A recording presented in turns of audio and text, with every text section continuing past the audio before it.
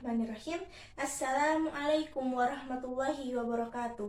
Alhamdulillahilladzi an'amana bi ni'matil iman wal islam wa nusalli wa nusallimu ala khairil anami sayyidina Muhammadin wa ala alihi wa sahbihi ajma'in, amma ba'du.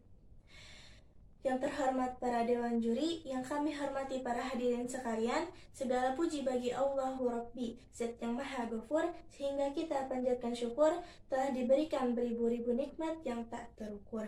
Nikmat iman, nikmat Islam, serta nikmat sehat walafiat, sehingga kita masih diberi kesempatan untuk hidup hingga saat ini. Salawat teriring salam tak lupa kita curah limpahkan kepada Nabi besar kita, junjungan kita, Nabi Muhammad Sallallahu Alaihi Wasallam. Dengan bersama-sama kita lafalkan Allahumma salli wa sallim wa barik alaihi wa ala alihi. Semoga keluarga baginda, para sahabatnya, serta kita selaku umatnya yang menjalankan sunnah-sunnahnya dapat mendapatkan syafaat dari baginda Rasulullah Sallallahu Alaihi Wasallam. Para hadirin yang dirahmati Allah, pada kesempatan kali ini saya akan berpidato mengenai menjadi pribadi al-ma'un. Al-ma'un berasal dari kata ma'unah yang artinya bantuan, sehingga al-ma'un dapat diartikan sebagai bantuan yang berguna, baik itu jumlahnya banyak maupun sedikit. Sebagian para sahabat mengatakan bahwa al-ma'un merupakan sedekah. Ada pula sahabat yang mengatakan bahwa al-ma'un merupakan barang yang biasa dipinjam, contohnya sendok, garpu, panci, ataupun barang-barang dapur lainnya. Dan sebagian sahabat lain yang mengatakan bahwa al-ma'un merupakan peralatan rumah tangga. Kiai Haji Ahmad Dahlan, sesosok pendiri Muhammadiyah, seringkali mengajarkan murid-muridnya tentang surat al-ma'un, bahkan hingga berulang kali, dan belum pernah beranjak membahas surat lainnya dalam Al-Quran selain surat al-ma'un, hingga murid-muridnya mempraktekkan, mengamalkan esensi-esensi dari surat al-ma'un itu sendiri pada kehidupan, pada sehari-harinya mereka. Dan bukan hanya mengamalkan dengan membaca surat al-ma'un pada saat sholat saja, namun dipraktekkan esensi-esensi dari surat al-ma'un dalam kehidupan sehari-hari mereka. Hadirin yang dirahmati Allah, surat al-ma'un ini memiliki banyak sekali nilai-nilai kemanusiaan. Di antaranya yang pertama, tidak mendustakan agama. Mendustakan agama ini berarti kita diingatkan oleh surat al-ma'un untuk tidak mudah untuk membawa-bawa agama kita untuk kepentingan pribadi kita, untuk keuntungan pribadi kita, dikarenakan jika ketika perbuatan yang kita lakukan itu ternyata tidak benar, jika perbuatan yang kita lakukan itu ternyata salah, maka orang di luar Islam akan menilai bahwa itu merupakan perilaku dari agama kita.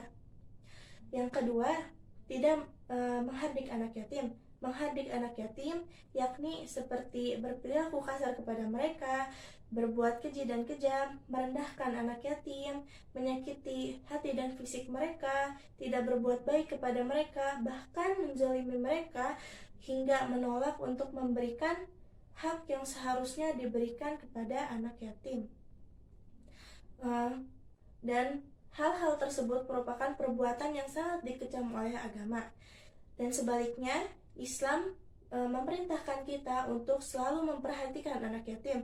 Bahkan Rasulullah Shallallahu Alaihi Wasallam sendiri yang memastikan bahwa dirinya akan berada di surga bersama orang-orang yang mengurus anak yatim. Lalu nilai-nilai kemanusiaan yang ketiga adalah tidak membiarkan seseorang dalam kekurangan dalam hal apapun, baik itu kekurangan harta, kekurangan sempurnaan anggota badan, kekurangan ilmu, atau yang lainnya. Dalam poin ini kita diingatkan oleh surat al-ma'un agar kita dengan mudah untuk berbagi kepada sesama, kepada siapapun, dimanapun. Lalu nilai kemanusiaan yang keempat adalah tidak gemar menampak-nampakan. Menampak-nampakan itu merupakan perilaku riya, dan riya itu merupakan perbuatan yang sangat dikecam oleh Islam. Kenapa? Karena Perilaku ria merupakan salah satu bentuk dari kesombongan, dan tidak pantas ada yang merasa besar selain Allah yang Maha Besar. Kesombongan dalam beribadah tatkala seperti ada seseorang yang mendirikan sholat, namun ia tidak mengharapkan pahala dari Allah. Saat ia meninggalkan sholat, ia tidak merasa khawatir, ia tidak merasa takut akan azab dan siksa Allah.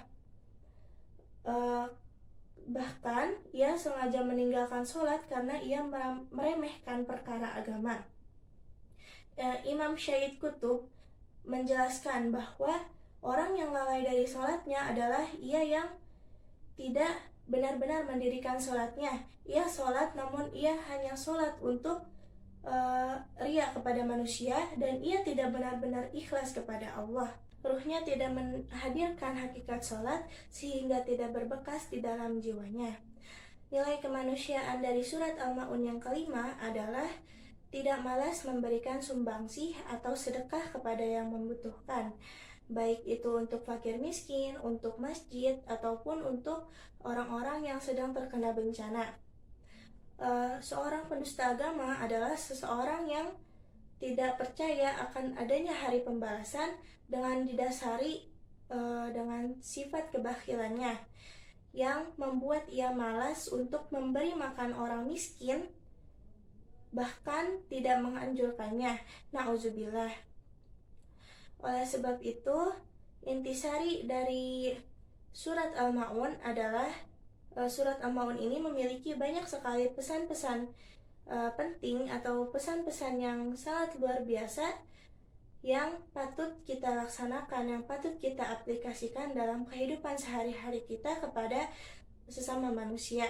Dan surat Al-Ma'un ini mengingatkan kita sebagai umat muslim untuk tidak berbuat seperti golongan orang-orang yang mendustakan agama, atau mengingatkan kepada orang muslim, kepada kita untuk tidak menjadi orang-orang yang mendustakan agama, seperti orang yang menyakiti anak yatim, tidak mengasihi orang muslim, lalai dalam sholat, berbuat ria, dan enggan untuk menolong sesama. Maka dengan dibalik kita membaca ayat-ayat suci Al-Quran, hendaknya dengan disiplin kita meresapi pesan-pesan yang ada di dalamnya, lalu mengaplikasikannya atau lalu mengamalkannya. Dengan begitu insya Allah terciptalah negeri yang damai, terciptalah negeri yang tentram dengan landasan Al-Quran dan As-Sunnah.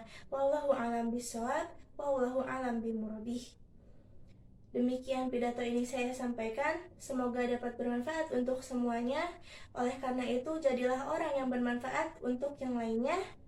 Saya mohon maaf dengan sebesar-besarnya jika masih ada salah kata atau ucap. Nasrun minallahi wa fathun kirib. Summa wassalamualaikum warahmatullahi wabarakatuh.